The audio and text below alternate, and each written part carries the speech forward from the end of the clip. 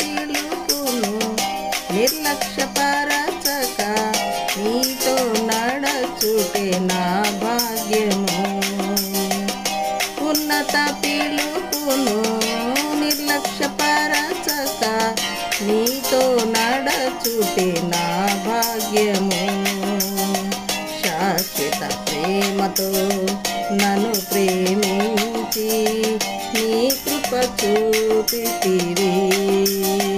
శాశ్వత ప్రేమతో నన్ను ప్రేమించి నీ కృప చూపితివి. ఇది భాగ్యము